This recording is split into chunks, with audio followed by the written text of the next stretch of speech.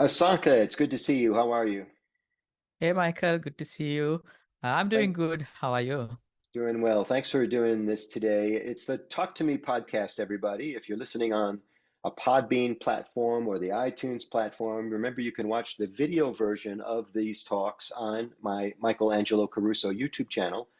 And if you're watching on the YouTube channel, you can listen on the podcast platforms when you don't have enough bandwidth or when you're on the treadmill or when you're taking the dog for a walk, whatever. We have a fascinating topic today. Asanka, I feel very lucky that we get to talk to a guy who knows so much about artificial intelligence because I hear about this now nonstop, 24/7. Everybody's super excited about it.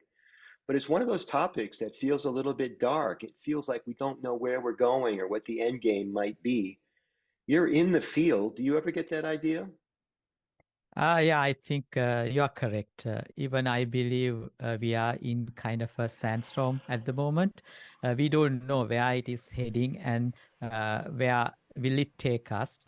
But I think there are a lot of positive we see within that movement as well. And the negatives that we currently seeing will be get sorted soon with a lot of regulations as well as there are some consents coming so we can control it. So I think it's heading in a good way for everybody and we can leverage it to our benefit than getting fear about it. Great, great. You are from Sri Lanka, and I mention that at this juncture because some of our listeners may have a little bit of trouble understanding a little bit of your pronunciation. When you said leverage just now, how did you say it?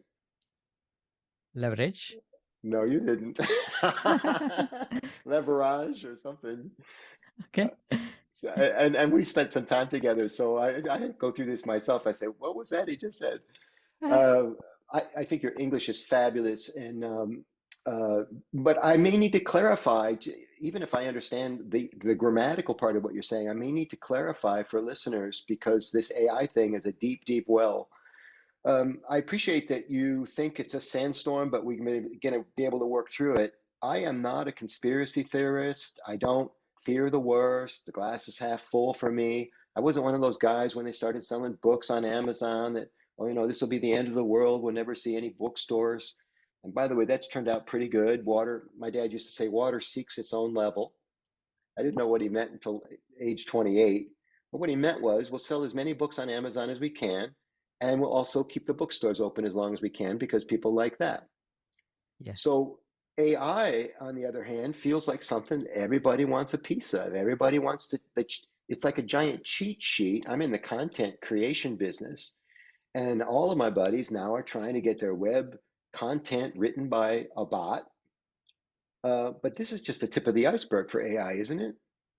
Exactly. So those are kind of using AI as an assistant, but there are a lot more that it is a brain that you can use to make decisions. And I think the beauty of it, especially people who's doing research work, they can heavily utilize AI engines to do research for them. But I think the creative people, they can't. They can use AI to take their work to the next level. But I think creative people still can be creative because AI cannot be creative like human brain. That's what I see. So as you said, yes, it is like we are just touching the surface at the moment. And more AI capabilities will come and it will integrate with our day-to-day experiences more and more, and then augment many things in day-to-day life in the future. Uh, in my business, speaking, copywriting, I'm doing these small reports, free reports that people can get, on leadership and selling and that sort of thing, all available on my website. I know I can presently, even right now, and by the way, everybody, this is a moving target. So right now it's mid-June of 2023. If you're wondering what our time stamp is here, um, people are, looking for AI to craft titles, craft maybe too artsy of a word, titles for, say, a speech, maybe even talking points for the speech, maybe even the speech itself. So I think AI is really good at generating that level of content, but I don't see personality, I don't see wit, I don't see Yeah. clever turns of phrase, and I certainly don't see a specialized delivery as a professional speaking coach. I'm not seeing that come from AI. Can we expect that in the future? Yeah, I think you are correct. That's why I said like the creativity still not there inside these AI engines, because the root or the seeds are coming from you, right? And you are feeding it into the AI engine and it's giving some output. So in the long run, these engines will learn you more and more as long as they can learn you as well as identify what you are expecting, your style, and even it will listen to some of your recordings that you publish in YouTube and various other channels and change Oh, the way the output according to your expectations. So that will come soon. And it is happening already that these AI engines are getting improved day by day. So that's what I'm expecting. So once you give that basic expectations to your engine, it will generate more personalized as well as up to the expectations and deliver some of these outputs. are you saying it would listen may not be the accurate word, but listen to all of my YouTube videos and incorporate that in something I'm writing? It's basically will figure out your personality, your way of delivery, and your style of content. All these things will identify by the AI engine and then generate the output to the way that you are expecting, as well as it will make sure that it's something coming out from you, not from the AI engine. So that will happen soon. And then Wow. even now, if you spend a lot of time by giving the correct prompt to these chatbots, it will generate a relatively good output. But as you said, as a technical writer, I feel the content generated by these engines are too marketing and sales oriented. So that's what I see at the moment, because again, this engine cannot understand me. But let's see. And I think hopefully these things will get improved with the time, as well as these models understand us properly.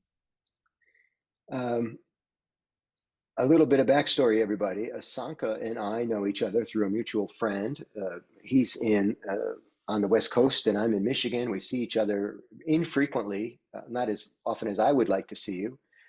But your backstory is fascinating about how you got into this business. You're from Sri Lanka, and for those of you that don't know, it's an island off the coast of India. It's in that region of the world anyway.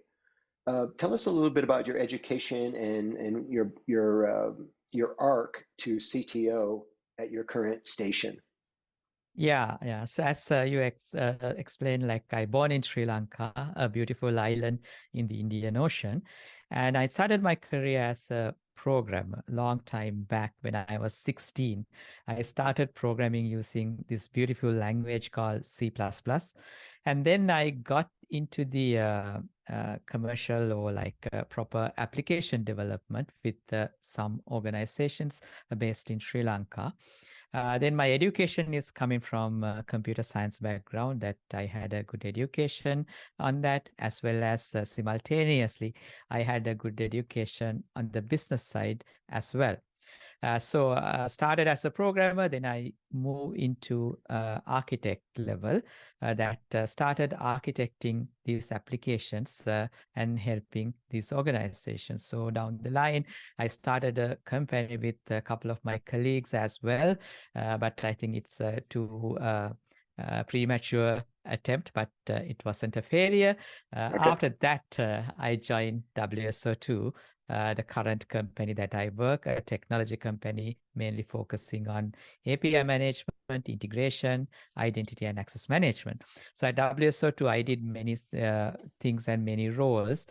Started as an architect, then moved to the solutions architecture function, started it as a function internally, ran that function for a decade, and moved to the CTO's office and worked as the deputy CTO for a while, and got promoted to the chief evangelist and ran that role for a while as well.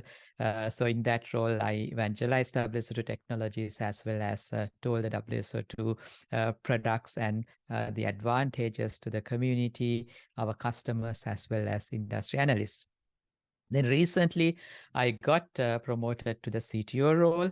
So currently, I am holding that role and then helping our customers to identify better architecture, as well as bringing the customer feedback to the product teams and helping them to improve the product capabilities to serve our customers better, as well as I have not stopped evangelizing the technology.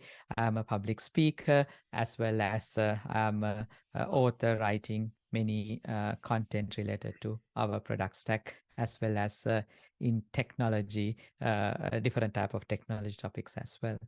Good. And congratulations again on the recent CTO promotion. Thank you. WSO2 is a huge company. How many people work there now? We are nearly 1,000 people globally, and we have offices in many countries, including US. We have a couple of offices in the Bay Area, one office, Austin, Texas, New York City, and we have office in London, and we have a large R&D center based in Sri Lanka as well. And then half of the staff is technical, and then we have other functionalities like sales, marketing, and finance, so on and so forth. And how many people report to you, Asanka? So I'm an individual contributor at the moment. No direct reporters, but then again, we have a metric structure. So there are many leaves from other departments reporting to me, and I'm a mentor actually. So I'm mentoring a lot of young people as well as some of my colleagues as well. Okay, very good. Now that we understand a little bit more about what you know and how you got there, let's get back to AI. You mentioned that that the new version of AI, and pretty soon we'll start numbering it, right? 1.0, 2.0. I don't even know if it's been named 1.0 yet, but it'll start to feel me as a person, and it will start to emulate my personality and my delivery tics and things like that. It'll get to know my personality. I've been living with the redhead now 8 years. She hasn't figured me out yet, but AI is going to figure it out based on, as I understand it, it's based on, it's like giving it a bunch of coordinates, things like my vocabulary, not just the words I've used, but how often I use the words. There's a lot of keyword. I'm a Flintstone here, so fix this if I say it wrong. But there's a lot of keyword involvement. That's a simplified way of saying it, I'm sure. Yeah, I think you described it correctly. Even I feel it's a human because I usually use the word please, as well as sometimes even I say thank you to the AI engine when it provides me a good output. Yeah, and then the keywords that you mentioned in technical terms, we call it as the prompt. How you prompt it by providing necessary input to the AI engine, and then tell, like as example, it might give an output from more British style English. Then you can tell, hey, no, I want it in very casual American English. Then it will change it for you. As well as you might write an email and then you ask the AI engine to edit it. It might edit it professionally. You might be writing to a friend. Then you can tell, hey, no, I'm writing to this person that I know for a long time. Can you change it? It will Wow. change it for you. So that is basically the prompt and the keyword that you mentioned. So as long as we can feed enough information, as well as go little bit like back and forth, or iteratively you have to improve the instructions that you give, as well as get the output improved from the AI engine. Huh. What about this thing that if we're, and I don't know if this is a good analogy, but I think about the internet, even Wikipedia, which is now kind of like our official encyclopedia, is garbage. A lot of the time it's got all these unverified notations, this as an official is just here. Yeah. Can AI figure that out and not give us the junk or the borderline junk? Can it stay with things that are actually factual, actually true? And then how does it handle the political angle? Just I'm thinking about red versus blue and Democrat versus Republican. How, because those are two different belief systems, Yeah. right? How does AI figure that out? Yeah, I think again those things will get improved, and there are free content as well as paid content as well. The some of these models are changing. People will start selling some of the valuable content. As a good example, there are two websites people ask questions, Quora and Reddit. And those two websites are planning to sell their information to these AI engines rather than they provide it for free. So with that, I think the information accuracy will get improved, as well as there are some initiatives on various other content platforms. The best example is Twitter. After Elon took over Twitter, he's doing a lot of cleanups and then changing the algorithm, identifying the non-biased decision making, and then improving the freedom of speech from one side, as well as making the information accuracy. So information accuracy is the key thing at the moment, because we are completely rely on the internet as well as the information provided by various websites. So I think things are getting in the better way in general internet web pages as well. So there's trusted sources and then the verified sources. As example, another example, now even LinkedIn, you can make your profile a verified profile. In Twitter, you can make your profile a verified profile. Like that, people are getting verified who's generating the content, as well as these platforms are improving their algorithms to disregard this fake information. But then again, there are edge cases for everything. So as a reader, it's our responsibility to verify each information that we read as well. Well, that's a key little statement there at the end. We're obligated as individuals to verify the information before we share it out. We're not doing Exactly. that now. Imagine how lax we might be if we're depending on somebody else to, Yeah. to do that verification. Yeah, but that's your credibility, right, Michael? Like when you share something, it goes to your network, and then it goes to from that network to another network. I Yes. call it as network of networks. So I think it's our responsibility to keep it, because it is affecting our personal brand, as well as you might have many subscribers. If you start sending these untrusted information, then people will start unsubscribe you, right? So that's where I think as the content producer, we have to be very careful on what we share. Yeah. When we were kids, we called that the telephone game, where you whisper to one person what you think to be the version of the truth. And then Yes, by the time it gets to the other end, it gets converted and, manipulated, sometimes even accidentally. exactly. I think we saw a real time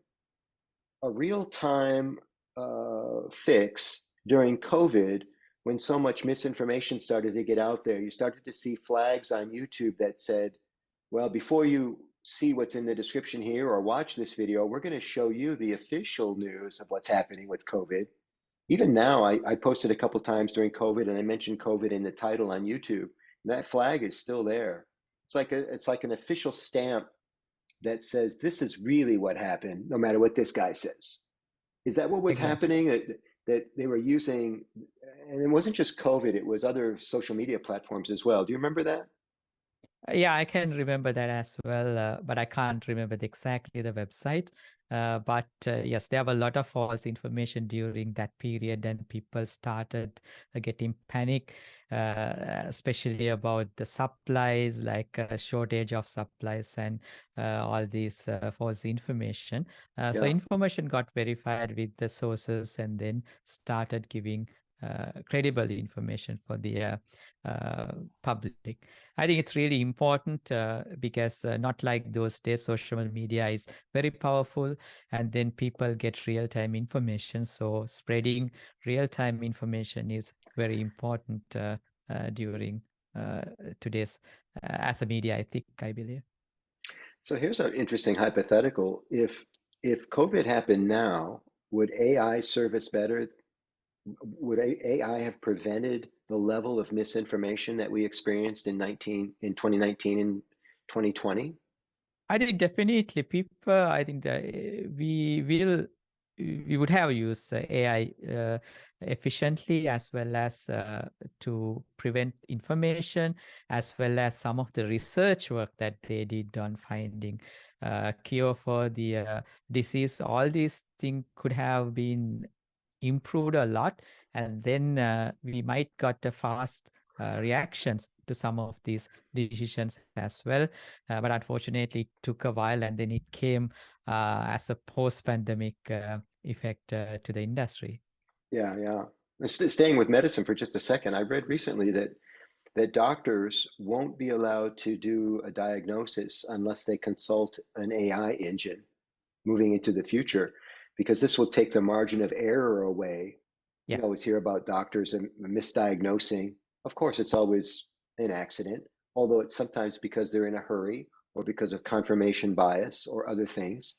yeah, Um, but if they have to consult AI first, then everything goes into the blender, uh, consults the best resources, doesn't leave anything out because it's a computer, not a human brain, spits yeah. out perhaps a more accurate diagnosis, or at the very least, gets the doc to think about a different version of what's happening. Yeah, I think doctors and lawyers especially will use this as an assistant, and then correct some of these errors that they might make, and like make correct decisions, as well as now even as normal consumers. If you are driving a vehicle with drive assist, or if you are driving a vehicle with autopilot, it's already happening, right? Because Yeah, it assists you on driving, as well as sometimes it learns some of the routes that you take, as well as difficult parts, and then adjust the vehicle based on that. Especially like modern vehicles like Tesla has improved these capabilities by learning your driving habits, as well as make sure that you are safe on the road. On the other hand, it has linked with insurance as well. Now it's not like a fixed premium that you pay with these new vehicles. It's a variable premium that it will look how you drive, your driving habits, and then adjust your premium based on your driving habits. If you are a good driver, you will pay a small premium, and if you are like making a lot of mistakes, then you have to pay a bigger premium, because the risk the insurance company is taking high. So it's kind of coming to day-to-day life, not only for specific professions. yeah, we'll see if they charge less for insurance moving forward. I do think that they'll have a better metric about who the best drivers are, but it's the same thing with credit, right? Yeah, um, People who are denied credit for various reasons, they're consulting some sort of a database. All the who is the big credit reference person? TRW is one of them. I think there's three. The yeah, TRWs always consulted this database, and now their AI will be much sharper and maybe even get into nuance and really the nap of the fabric regarding our habits and purchase prices and uh, did we fib that we were smoking when we filled out the form, the online form? Because now they can cross reference it with any medical record we've ever had in history that said we smoked. So, yes, if you've conveniently forgotten just so you can get a lower insurance rate, that'll go away. exactly. Yeah. Yeah. How will And lawyers? one example I can give, like when a person apply for a visa in a foreign country, usually in the visa application, it asks whether you have relatives or friends. And this person has marked no. But then again, they found out from his social media interactions that he does have relatives in the country, and it resulted the denial of the visa. So that's a government application to protect borders. Although, Yes. as a professional speaker, and you might know this too, if you tell people at the border that you're there just to visit, you breeze right through. But if they Yeah. have any indication that you're there for business, even if you're not getting paid, there's a Yeah. separate line that you get to go to, and it's not a shorter line. Yeah. So that's interesting too. You mentioned attorneys a minute ago. How will attorneys use? One thing that jumps to mind for me about how attorneys can use AI is there's a lot of research and precedent and case books and case history, but AI would be able to just go back in time and in a flash pull up all of the precedents, all of the cases that involve this. Is that what you Yeah. were thinking? So there are two areas. One is the research work. Actually, before a case, they will do a lot of research. So it will look for their cases as well as similar cases happen in other part of the world, or like same country, and provide enough information and feed them. So that is one area, as well as these lengthy documents that they do. Those things can be verified based on different type of policies and different type of bills that issues by different governments, and make sure that those things are aligned with the government rules and then other policies that particular country or a particular county has. Oh, okay. We've talked about some exciting things that are happening right now and that what might be right around the bend. Um, what's down the road further? What's a little bit more on the dreamscape, even if it's edgy or dark? Yeah. You have something in Uh, mind? uh, as I said, it's a little hard to predict, but I think most of the things will be in good side. And if you notice the recent Apple announcement about these augmented glasses, like you don't need a monitor, and we might be doing this particular call using these VR glasses, and then even you can walk around the house and then do certain work like that.